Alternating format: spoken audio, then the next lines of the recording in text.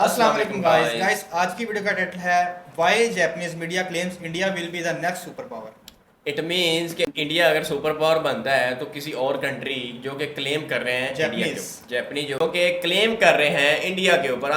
वैसे तो India super power बनने वाला है, इंडिया सुपर पावर बन रहा है, लेकिन उसके ऊपर बहुत से लोग एतराज़ भी करते हैं, लेकिन कुछ लोग सपोर्ट भी करते हैं। अगर इंडिया सुपर पावर बनता है तो जापानीज जो हैं वो मीडिया के ऊपर क्या क्लेम करते हैं, ये समझते हैं आज के इस वीडियो में। Let's go. हेलो फ्रेंड्स, मैं हूं गौरव और जापान के न्यूज चैनल के एक टॉक शो में जापान की famous Waseda university of business school के प्रोफेसर ने यह कहा कि मोस्टली इंडिया दुनिया का नेक्स्ट सुपर पावर बनेगा। इनफैक्ट हिरोशी हिराबाशी जो इंडिया में 1998 से लेकर 2002 तक जापानीज एम्बेसडर थे, उन्होंने एक बुक भी लिखी थी जिसका नाम है India the last super power. बस एक मिनट यहां पर जरा तारीफों को लगाम देते हैं। अगर हम वर्ल्ड पॉपुलेशन रिव्यू द्वारा कंडक्टेड एक सर्वे रिपोर्ट को देखें तो उसमें जापान मोस्ट इन्फ्लुएंशियल नेशन की लिस्ट में 6th पोजीशन पर आता है और इंडिया तो टॉप 10 में भी नहीं आता। एंड जापान के साथ इंडिया के इतने अच्छे फॉरेन रिलेशंस आखिर कैसे हुए? क्योंकि एक टाइम पर तो वर्ल्ड वॉर 2 की मैं बात कर रहा हूं, जैसे आप जानते होंगे इंग्लैंड के साथ मिलकर इंडिया ने जापान को घुटने पर टेक दिया था। तो फिर क्यों जापान आज की तारीख में अपने नेशनल इंटरेस्ट को इंडिया के साथ अलाइन कर रहा है? वेल, इसका जवाब ऑब्वियसली छुपा हुआ है इंडिया और जापान की हिस्ट्री में। जैसे कि आप सभी जानते हो कि जापान एक बुद्धिस्ट मेजॉरिटी देश है with around 67% of the population following Buddhism. और जैसे कि हम सभी ये भी जानते हैं कि बुद्धिज्म ओरिजिनेट कहां से हुआ था, and this is one of those cultural similarities जिससे इंडियंस और जापानीज नेचुरली अपने आप को काफी रिलेटेड समझते हैं। पर यह रिश्ता और भी ज्यादा गहरा हुआ था 1945 की रूसो जापानीज वॉर में। उस वॉर के दौरान छोटे से जापान ने रशिया जैसे जायंट को धूल चटा दिया था और इस जीत का नतीजा ये निकला कि उस वक्त फेमस हुए एशिया फॉर एशियंस ऐसे एंटी यूरोपियन नारे। ये नारे इंडिया के जेलों में बंद फ्रीडम फाइटर्स के कानों तक पहुंचे और जो आजादी की आग इंडिया में ऑलमोस्ट बुझ चुकी थी वो फिर से दहक उठी। लेकिन अब इस आग का फिर क्या किया जाए? इसके लिए इंडिया के पास दो ऑप्शंस थे। एक, या तो वो जापानीज आर्मी का ब्रिटिशर्स के खिलाफ साथ दे, या दूसरा ब्रिटिशर्स को जापान के खिलाफ उनकी वॉर जीतने में मदद करे, ताकि वो हमें बख्श दे। And now as we all know, ऐसे में नेताजी सुभाष चंद्र बोस जी ने पहला ऑप्शन चुना। लेकिन ये तो नेताजी के विचार थे। ज्यादातर फ्रीडम फाइटर्स को ब्रिटिशर्स का साथ देना ही ज्यादा फायदेमंद लगा, जिन्होंने कंडीशन रखी थी फ्रीडम फॉर फ्रीडम। ब्रिटिशर्स की मांगे बिल्कुल साफ थी, इंडियंस अगर ब्रिटिशर्स को वर्ल्ड वॉर जीतने में मदद करेंगे तभी इंडियंस को आजादी मिलेगी। और फिर क्या था, ब्रिटिश इंडियन आर्मी ने जापानीज, इटालियन और जर्मन इन तीनों को हरा दिया। और ये देखकर लॉर्ड कर्जन ने ये तक कह दिया था कि अगर किसी ने इंडिया को अपनी मुट्ठी में कर लिया तो मानो उसने पूरे दुनिया को अपनी मुट्ठी में कर लिया। लेकिन भले इंडियन आर्मी ने ब्रिटिशर्स के साथ मिलकर जापान को बुरी तरह हरा दिया था, यूएस के न्यूक्लियर बॉम्ब से चकनाचूर हुए जापान को लार्ज क्वांटिटीज में आयरन ओर सप्लाई करके फिर से अपने पैरों पर खड़ा करने का पहला कदम भी इंडिपेंडेंट इंडिया ने ही उठाया। इनफैक्ट वर्ल्ड वॉर 2 के बाद जब सारी जीती हुई western countries international military tribunal for the far east IMTFE के जरिए जापान पर वॉर क्राइम्स का इल्जाम लगाकर उनसे पनिशमेंट के तौर पर और भी ज्यादा पैसे ऐंठना चाहती थी ताकि वो पूरी तरीके से बर्बाद हो जाए, तब अगेन इंडिया ही वो देश था जो इसके अगेंस्ट खड़ा था। इंडियन जज राधा विनोद पाल ने पूरे इंटरनेशनल पैनल के विपरीत जाकर जापान को बचाया और इस बात पर काफी स्ट्रांगली अड़े रहे कि जो कंट्री वॉर में ऑलरेडी अपना सब कुछ खो चुकी है उसे और ज्यादा पनिश करना जास्ती है। But as we all know, एक अंडर डेवलप्ड देश के ब्राउन स्किन जज की बात मानना वेस्टर्न देशों के शान के खिलाफ था और इसीलिए उन्होंने 1951 में अपनी अलग कॉन्फ्रेंस की, सैन फ्रांसिस्को पीस कॉन्फ्रेंस के नाम से, और वहां पर सभी वर्ल्ड वॉर 2 जीते हुए देश हारे हुए देशों पर दुनिया भर के रेस्ट्रिक्शंस लगाने लगे। बट गेस व्हाट, वेस्ट के तरफ से लड़ने के बावजूद भी Indian prime minister Jawaharlal Nehru ने ऐसी अनफ्रेंड्स कॉन्फ्रेंस का हिस्सा बनने से बिल्कुल इनकार कर दिया और अगले ही साल जापान के साथ अपनी एक अलग पीस ट्रीटी साइन करके जापान पर बिलीव करके उसके साथ रिलेशंस आगे बढ़ाए, जिसके जरिए इंडिया ने ऑफिशियली जापान को उसके हर छोटे बड़े प्रॉब्लम्स में मदद करने का संकल्प लिया। और आखिर इंडिया के इन्हीं सब ह्यूमैनिटेरियन एक्शंस के चलते इंडिया और जापान के रिश्ते फाइनली इतने मजबूत हुए कि लिटरली 1989 में जब उनके एम्परर शोवा चल बसे थे तब पूरे इंडिया में 2 मिनट्स का मौन रखा गया था, जिसने जापानियों के मन में इंडिया के लिए इज्जत और भी ज्यादा बढ़ा दी। अब अगर हम प्रैक्टिकली देखने जाए ना तो मिलिट्री पावर और ह्यूमैनिटेरियन बिहेवियर ही वो दो चीजें नहीं है जिसकी वजह से जापान को ऐसा लगता है कि इंडिया सुपर पावर बनेगा। According to world population review report, किसी भी कंट्री को सुपर पावर डिक्लेयर करने के लिए उसमें एटलीस्ट 5 चीजें होनी बहुत ही जरूरी है। Number 1 military alliances, number 2 international alliances, number 3 political influence,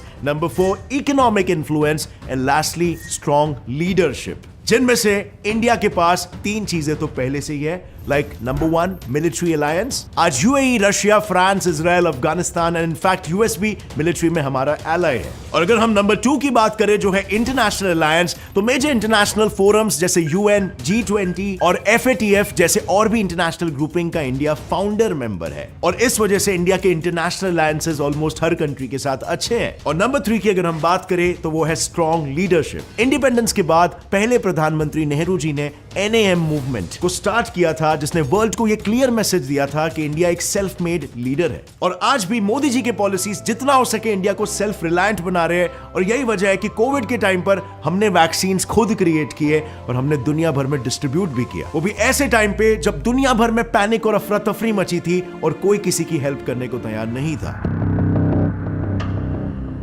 अब बात करते हैं हमारे पास क्या नहीं है और वो है 2 चीजें, political influence and economic influence. इस चीज को अचीव करने के लिए हमें यूएन सिक्योरिटी काउंसिल UNSC में परमानेंट सीट की जरूरत है और ये सीट जापान हमें दिलवा सकता है, क्योंकि जब से यूनाइटेड नेशंस बना है तब से उसके परमानेंट सीट पर बस 5 देश बैठे हुए हैं, US, रशिया, UK, चाइना और फ्रांस। एंड इंटरेस्टिंगली यही वो 5 देश है जो वर्ल्ड वॉर 2 के बाद काफी अच्छे खासे कंडीशन में थे, पर वो दौर कुछ अलग था और आज 70 साल बाद वर्ल्ड ऑर्डर बदल चुका है। अब वक्त आ गया है कि UNSC के परमानेंट सीट्स में भी एडिशंस हो, बट जैसा कि हम सब जानते हैं UNSC की सबसे बड़ी प्रॉब्लम यह है कि उसके परमानेंट मेंबर्स जो किसी भी रेजोल्यूशन का समर्थन या रिजेक्शन उसके प्रोज एंड कॉन्स को देखकर नहीं करते, वो इंस्टेड अपने पर्सनल इंटरेस्ट के हिसाब से डिसीजंस लेते हैं। फॉर एग्जांपल यहां पर जापान और इंडिया की ही बात ले लो जो करीब 2004 से जर्मनी और ब्राजील के साथ मिलकर UNSC की परमानेंट मेंबरशिप के लिए पुश कर रहे हैं, लेकिन चाइना है कि इन दोनों कंट्रीज के साथ चल रहे अपने बॉर्डर डिस्प्यूट्स का गुस्सा यूएन में इस रेजोल्यूशन के खिलाफ देकर निकाल रहा है। लेकिन इस मामले में ट्विस्ट यह है कि चाइना का यह कहना है कि वो अपना वीटो इसीलिए यूज करता है क्योंकि उसको असली प्रॉब्लम जापान से है, इंडिया से नहीं, और इसीलिए जापान अब इंडिया को आगे पुश कर रहा है ताकि UNSC की परमानेंट सीट पर बैठकर एक ऐसा देश एशिया का प्रतिनिधित्व करे जो उस कुर्सी का इस्तेमाल पूरे एशिया की तकलीफों को सुलझाने के लिए करेगा और ना कि उस पर राज करने के वेस्टेड इंटरेस्ट के लिए। क्योंकि देखो, इसमें जापान को भी जियोपॉलिटिकली बहुत फायदा है। अगर इंडिया UNSC का परमानेंट मेंबर बन गया तो वो एक नॉन परमानेंट मेंबर की तरह सिर्फ रेजोल्यूशन या पॉलिसी पर हाँ या ना नहीं करेगा, बल्कि उसके पास पॉलिसीज बनाने का और डिसीजंस लेने का भी हक आ जाएगा। यानी कल को अगर जापान चाहे तो वो इंडिया के जरिए UNSC की परमानेंट मेंबरशिप मिलने की जो प्रक्रिया है उसी में चेंजेस ला सकता है और एक डेमोक्रेटिक वोटिंग सिस्टम खड़ा कर सकता है जिसमें चाइना और अन्य परमानेंट मेंबर्स का एज सच कोई सोल से ना हो। अगर majority of non permanent members भी किसी कंट्री को एक सुपर पावर मानते हैं और उसके सपोर्ट में वोट करते हैं तो चुपचाप उसे परमानेंट सीट दे दो। इसमें ताकत भी अनेकों देशों के बीच बंट जाएगी और दुनिया के किसी भी मामले में कुछ चुनिंदा देश अपनी मनमानी नहीं कर पाएंगे। यानी all in all, for all this to happen, India is the key, जिसका एहसास करंट जापानीज गवर्नमेंट के साथ साथ फॉर्मर जापानीज प्रधानमंत्री शिंजो एबे को भी था, जिन्होंने ओपनली ये कहा था कि इंडिया और जापान का रिश्ता दुनिया के सबसे इंपॉर्टेंट रिश्तों में से एक है और ये जापान के नेशनल इंटरेस्ट में है कि वो इंडिया के साथ ये रिश्ता हमेशा बना कर रखे। और अगर यहां पर हम जापान का रिश्ता चाइना के साथ देखें तो उनका रिश्ता भी बिल्कुल सेम है जैसा हमारा रिश्ता चाइना के साथ है। उनका भी सेनकाकू आइलैंड्स को लेकर लैंड डिस्प्यूट चल रहा है। एक बोलता है ये आइलैंड मेरा है तो दूसरा बोलता है ये मेरा है, एंड हेंस द राइवलरी।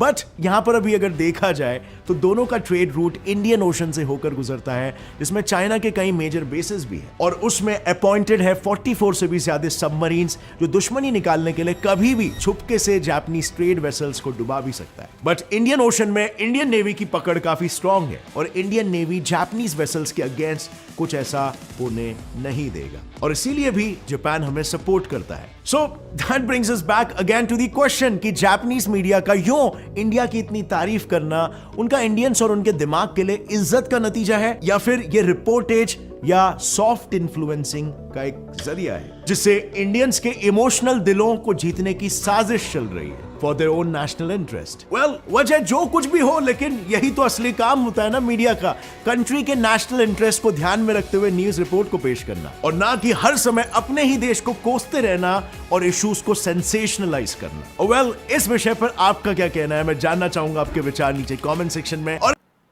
तो जी गाइस, बेसिकली जो मसला है वो उलट है। पहले जापान ने क्या किया था कि इंडिया के साथ उसकी दुश्मनी थी, हाँ बिल्कुल। और वर्ल्ड वार के बाद क्या हुआ कि देखें जो यूरोप कंट्री होते हैं ना, जितने भी ये फॉरेनर हैं, ये रिस्पेक्ट उसको देते हैं जो कि इंडिपेंडेंट होते हैं, ना कि किसी के गुलाम होते हैं। अब देखा क्या आपने कि अमेरिका का रिलेशन पाकिस्तान के साथ अच्छा नहीं है। उसकी वजह क्या है? इंडिया के साथ बहुत अच्छा है। इंडिया के साथ अच्छा है इसलिए हाँ। क्योंकि इंडिया की इकोनॉमी क्या है? स्ट्रॉन्ग है। Strong है। तो पाकिस्तान के साथ रिलेशन क्यों नहीं रखते? क्योंकि ना यहाँ पर कंपनीज चलती हैं, ना यहाँ पे बिजनेसेस चलते हैं, और इनका जो पाकिस्तान रुपीज़ है और उसकी वैल्यू भी बहुत कम हो चुकी है। लेकिन इंडिया ने क्या किया कि अपनी इकोनॉमी को स्ट्रॉन्ग कर दिया। अब आप डॉलर का रेट चेक करें तो इंडिया में क्या और पाकिस्तान में क्या? इंडिया में 82 है। 45 आई थिंक। नहीं 82 है शायद। 82 आज के दिन मतलब कि 82 है, और पाकिस्तान में जो है 278। 278। अब डिफरेंस चेक करें गाइस कि चीज़ें एब्सोल्युटली महंगी यहाँ पर होंगी, लेकिन जो पाकिस्तान और इंडिया का वैसे पहले तो सिस्टम थोड़ा डिफरेंट था, लेकिन आज की डेट में वो बहुत ही उल्ट हो चुका है।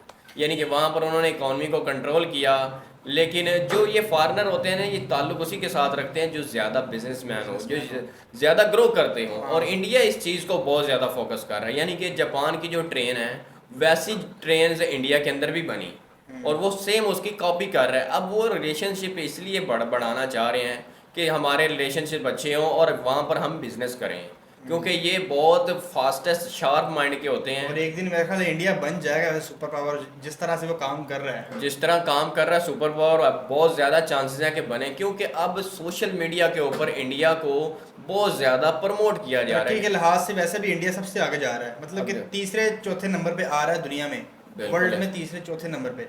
पहले नंबर पे तो अमेरिका है। पहले नंबर पे अमेरिका, यानी कि ये बड़े कंट्री हैं और इन्होंने पहले ही हार्ड वर्क किया, ये फर्स्ट नंबर पे आ गए। लेकिन अब इंडिया इनका मुकाबला कर रहा है, यानी कि ऊपर जाने की कोशिश कर रहा है। वैसे चाइना के साथ तो इनका कॉन्फ्लिक्ट है, लेकिन दूसरे चाइना की जो है वो पाकिस्तान के साथ गहरे ताल्लुक है, गहरे ताल्लुक की वजह और से, जो इंडिया के वो अमेरिका के साथ है। इंडिया के अमेरिका, लेकिन इंडिया के अमेरिका के साथ ताल्लुका स्ट्रॉन्ग होने की वजह से इंडिया ज़्यादा ग्रोथ भी पकड़ता है। तो आई होप कि वीडियो आपको पसंद आई हो, और अगर वीडियो अच्छी लगे तो वीडियो को लाइक करो एंड मेरे चैनल को सब्सक्राइब करो। इस वीडियो का लिंक हमने नीचे दिया हुआ है, आप उनको जाके जरूर फॉलो करें। तो फिर मिलते हैं नेक्स्ट वीडियो में, तब तक के लिए अल्लाह हाफिज़।